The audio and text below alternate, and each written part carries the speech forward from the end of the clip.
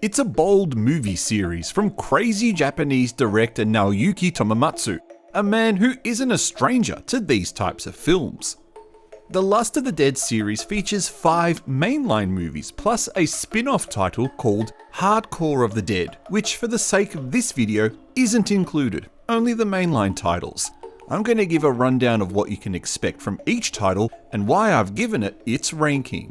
Hi, I'm the Artie Dans and let's rank the 5 Lust of the Dead movies. Coming in at last place is the 4th movie in the series. This is the first of the 2-parter that extends the original trilogy to 5 films in total. The 4th movie introduces some admittedly interesting things. We get the hermaphrodite Akira, who is the fully grown child of idol Momoko. Robot Anne is also here, as well as Goto, who is now in a wheelchair and speaks via a literal boombox, which saved the actor the time to learn his lines. Like all the movies in this series except for the first one, this features a lengthy recap at the start, which gets a bit boring if you're binging on the titles and already know what happened. The biggest problem with the movie is that Nurse Nozomi has been replaced by a different actress, which was due to a scheduling conflict with the original actress. To avoid any issues, Tomomatsu even reshot the recap footage, resulting in some odd moments. Otherwise, all the other girls are back, including Asami as clone Kane and Saya Kobayashi as pop idol Momoko. Other problems with the movie include a rather long philosophical lecture from Goto and a weird time-traveling science angle involving a 3-pronged vibrator. On the plus side though, Anne Koshi from Mai-chan's Daily Life makes her one and only appearance in this series of films, and is featured in a hilarious scene where she has to give a zombie a handjob to ensure his toxic sperm doesn't end up inside her. It's still full of nudity and still full of craziness, but the movie is made redundant by the 5th movie in the series. Maybe a controversial place for this movie on the list, as Part 3 ends the original trilogy of movies and wraps up the story in a rather decent way. But the problem is that the fatigue sets in the series with Part 3, a movie that would have ranked higher on the list if there wasn't the 2 movies before it. Part 3 sees the all-out war against the Amazon women's camp and the otakus, who are using the toxic male zombies to attack all remaining real women. When it comes to sex and nudity, this movie is absolutely insane and probably contains the most in the series. Every main female character sheds their clothes in various scenes of either bathing or sex, including my favourite character Maki, the housewife introduced in the 2nd movie. Other highlights include the hilarious scene in the laboratory where the main scientist decides she wants to have sex with Kenji before she dies. But unbeknownst to her, Maki has tampered with the condom, resulting in her getting a toxic Kenji cream pie. Another scene of the detached zombie head performing oral pleasure on the scientist's assistant is also chuckle-worthy, as is the realization that the zombie they've been trying to tame is actually gay, who then starts to attack the virgin otaku soldiers. Sure, it sounds like fun, but the awful handheld camera work gets in the way of fully enjoying this title, which admittedly wasn't planning on winning many awards. It's also the last movie where the stunning Alice Ozawa plays Nurse Nozomi, the main character of the film. I actually liked Part 5, but I just thought the remaining 2 movies were better. Part 5 wraps up the whole movie series, providing the complete backstory about why everything has occurred and how it could have been stopped, or in the case of the movie, not stopped.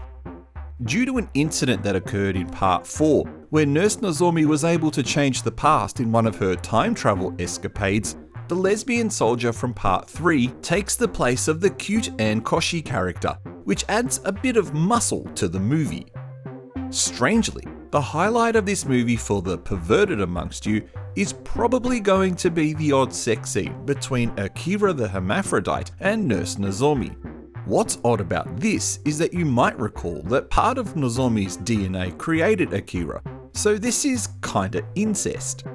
Hilariously though, the resulting orgasm from that scene creates the final time travel of the series, which is where we learn the truth about Nurse Nozomi's background and how this whole zombie incident could have been avoided if she hadn't treated the poor Otaku like a freak. He then goes on to create the whole event, admittedly in movie and manga form. Dare I say, this movie might be more than just a simple story from the director. It's not a bad movie. Well, that's a lie. These are all bad movies. But in the context of the series, this isn't bad, and technically should have incorporated the events of Part 4 into it to create an actual proper movie. Not this 80-minute end product that has a ridiculous 20-minute recap of the entire series at the beginning. Now this is more like it. The original in the series comes in at number 2 because of a strange reason I'll explain in the next section. Suffice to say, there's a lot of Asami in this movie, and any movie that has a lot of Asami in it is not a bad movie. In this movie, we witness the beginning of the zombie apocalypse, where the toxic men are created who run around attacking every woman they see with their large erect phalluses. The only way to stop them is to cut it off before their toxic semen is released. This is the only movie in the series where Yui Akawa plays schoolgirl Tamei, as she is killed in this film, with the actress returning in the subsequent movies as a robot from the USA whose mission is to help the survivors. Also, much to my displeasure, Asami also dies in this film in a blaze of glory, but luckily is revived by Nurse Nozomi as a clone in the sequels. It's apparent at the end of the film that the sequels were never planned from the beginning. Otherwise, I doubt Tamamatsu would have killed off 2 of the main 4 girls. So it seems this was always intended to be just one crazy zombie sex movie. While I'm glad he pursued the story further, he probably could have done it in 2 movies rather than 4. What amazed me about this movie was the liberal amounts of flesh in this film. Now, I'm used to crazy Japanese movies, but this one just ups the ante with a pair of breasts every few minutes and for long periods of time. Not that I'm complaining, but this movie is definitely not for everyone, or maybe even anyone. But it is fun, even if you ignore the full title of Rape Zombie and just do what I do and call it Lust of the Dead. So why is the sequel, in my opinion, the best movie in the series? Well, it's simple, because this was the first movie in the series I watched. I told you the reason it's strange. The first time I saw this movie was on one of those streaming sites that, has all the movies on it. It was a rainy Sunday afternoon. There was no footy on TV as the season was finished and I had no games to play. So I fired up the streaming site looking for a movie I could review for this channel. And wouldn't you know it, Lust of the Dead was there. Well, Lust of the Dead 2, but if I remember right, I believe it was incorrectly titled as Part 1, which was why I watched it. And what insanity it was! Terrible green screen effects, ridiculous practical zombie makeup, and an abundance of nudity from some of the most beautiful AV actresses in Japan came together to create this insanity. This movie introduces popular AV star Ren Miyamura as the housewife Maki, who, alongside her weak-looking husband Kenji, are rescued by members of Amazon and taken back to their camp for observation. The scientists want to explore why Kenji hasn't turned into a toxic male, but his presence as the only male there has stirred up the horny female-only camp. They haven't seen a man in ages, and definitely not one as good-looking as Kenji.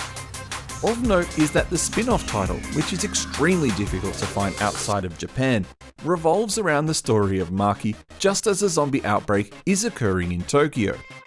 Lots of blood, lots of sex, and lots of insanity are what awaits you for this movie. In fact, for the whole series, if you can stomach it. At times offensive, this movie makes no apologies for its content. It's not for the faint of heart, so if you're up for it, I recommend hunting all 5 of them down. The first 3 are on Blu-ray, while parts 4 and 5 are stuck on DVD only, and watching them. You could do a lot worse. Have you seen these movies and what did you think of them? How would you rate them from 1 to 5? Thank you for watching this video. Please press the like button if you enjoyed this and consider subscribing for more videos about crazy Japanese movies like this.